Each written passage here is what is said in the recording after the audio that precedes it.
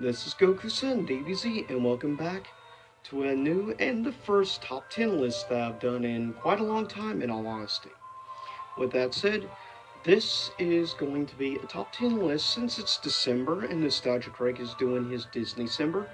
I thought I would give a list of some of my personal favorite um, reviews of films involving different Disneycembers. So this is probably, I guess you could call this 10 favorite Disneycember episodes. So, with that said, so obviously everything will involve Disney. First, honorable mentions that didn't quite make the cut. Now, these aren't overall, of course, how I rank movies. This is how much I enjoyed the episode and getting to listen to Nostalgia Critics' view on the movie. And there's definitely going to be a variety of different types of movies and stuff on this. Honorable mentions first. Yes, I wrote it down since I otherwise be afraid of forgetting some stuff. Honorable mentions are Frozen, Big Hero 6, My Neighbor Totoro, The Rescuers Down Under, The Little Mermaid, Aladdin, Toy Story 2, Cool Runnings, Saving Mr. Banks, and the last honorable mention, The Chronicles of Narnia, The Lion, the Witch, and the Wardrobe. Coming in at number 10 for me personally is a film in Disneycember he did several years back, and this was of the last really animated 2D animated musical done by Disney. Coming at number 10 is his review of Princess and the Frog, which I thought was a very well done, actually, episode. I liked getting to hear his viewpoint on things on the movie because I feel Princess and the Frog is a very highly underrated film. I liked at least one thing that stood out for him. I'm glad he enjoyed the music because I really liked the blues and jazz. You know, that era, given the movie took place in New Orleans, you had that spicy, certain element of music from that era of New Orleans, which something may not know about me and YouTube Lane may obviously know I like classical music, rock, and metal. Fun fact, I actually am a pretty big fan of jazz music. I've been a fan of jazz slash blues for a long time. That's why I like a lot of metal bands such as Black Sabbath, because you can tell blues play influence. But anyways, back to the list. But yes, that's one of my favorite things was the music in Princess and the Frog, and I'm glad Nostalgia Creek also felt very much the same way. Liked it, and the villain, given he dealt in voodoo. That left up for some really cool, awesome visuals and stuff. That's one thing I can say about the movie. The music was great. Coming in at number 9 is his review for The Chronicles of Narnia, Prince Caspian. And I'm glad he really appreciated this particular movie. I feel a lot of people, unfortunately, didn't really give enough of a chance for this specific movie, in my opinion. And this has come from a big Uber fan who really liked the books. I did like the darker tone Disney went with this, and I'm nice to see that. And Nostalgia Creek also very much appreciated that episode as well. Coming in at number 8 of Disneycember is the episode slash review for Bedknobs and Broomsticks, which personally I liked more than Mary Poppins. Fun fact. But with that said, I'm glad also Nostalgia Creek agrees very much so, specifically with really liking the music. I mean, the whole chanting thing with that end part, bringing the armor to life and stuff to fight off Nazis. Yeah, you heard me right. It was really cool, and like the basic chant, Acuna Macoitis Tricorum Satisti. I actually really liked that, and you could tell it really sounds most definitely like real Latin. And I like that.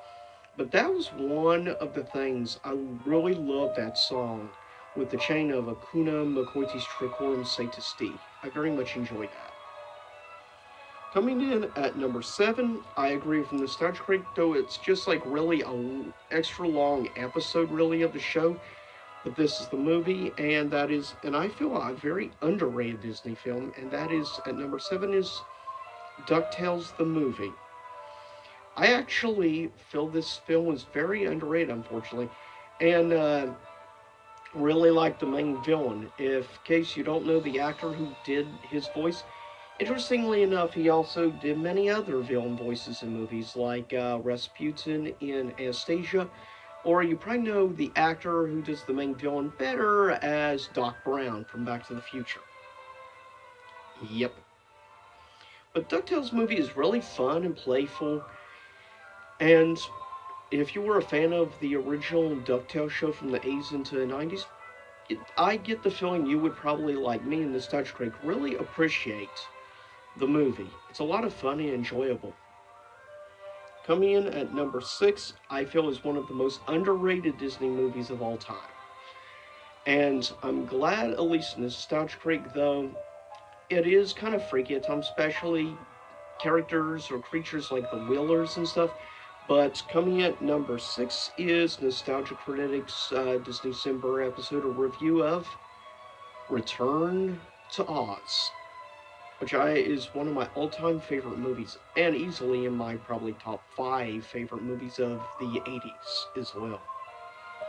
Coming in at number 5 is another time I greatly agree with Nostalgia Critic. His review at number 5 of easily one of the most underrated Disney animated musicals of all time, and that is The Hunchback of Notre Dame. And I mean, as Nostalgia Creek in the episode pointed out, very underrated, and the music is superb, and the villain is great. That's the thing. He's not like a lot of other villains. He thinks he's doing the greater good. And that makes the villain even more dangerous and deadly, because he thinks he's doing the greater good, and usually villains who think that they are doing good are often more dangerous and deadly than any other villain ever. Because when they feel that they have a reason for doing what they do, in his case, ridding, obviously, Paris of the Gypsies. Which, of course, there's a great amount of story of things throughout many ages, hundreds of years in Europe, that Gypsies went through. But still, it's fascinating, and very much like the voice work in the film. Of course, if you may not know, the voice acting work for the main heroine, Esmeralda, was done by Demi Moore, of course, which was at one time the wife of Bruce Willis. But she did a great job with the voice acting work in the film, and I feel and much agree with Nostalgia Creek on the fact that musical number with Frollo, Judge Frollo, the main villain, Hellfire, that song is amazing. The visuals to that song is just incredible. Just a really well done, easily one of the best, dare I say, one of the greatest villain songs ever in Disney animated film. Coming in at number 4 is the Disneycember episode / review of the original animated Beauty and the Beast. Coming in at number 3 is one of my personal all-time favorite films from Studio Ghibli / Miyazaki and Disney. And I'm glad Nostalgia Creek very much appreciates the movie for the charm of the film, the music, and the voice work is superb as well. That's one thing. Most Studio Ghibli films, easily the best English dubbing voice work of any anime movies, I feel. That's because Disney gave a lot of attention to detail in getting high caliber voice actors. But that helped given Disney was behind it, and also it had the passion and support of one of Miyazaki's good friends, former co-founder of Pixar, and former head over up until just the last couple of years, former head of the Disney animation and stuff, part of Disney, and that being John Lasseter. He had a great passion for Studio Ghibli films and a good friendship with Miyazaki. But Kiki's Delivery Service comes in at number 3 of Disneycember episodes. Coming in at number 2 is a very much highly underrated, I feel, somewhat dark animated kids movie. Very dark, but much like I agree with the nostalgia critic that this film is definitely overlooked, unfortunately, and it has a lot of really charm to it, and it ends up being a lot more deep and a lot more interesting than you would have first thought of it, especially given the name of the film. And that is The Brave Little Toaster, which a lot of people have never seen, and I feel is a very much overlooked Disney anime film. And yes, it was actually done by Disney. So unfortunately, very few people nowadays know of the film. It didn't get the same cult following that films like The Iron Giant managed to gain over the years, which is unfortunate because Brave Little Toaster deserves more appreciation and love than it gets, but it's nice to see Nostalgia Critic feels the same way. Coming in at number 1 is not only my favorite Disneycember episode, it's my number 1 favorite anime movie of all time, favorite Studio Ghibli slash Miyazaki film of all time. And it's also definitely one of Nostalgia Critics' also personal favorite movies of all time. So it's nice we both agree.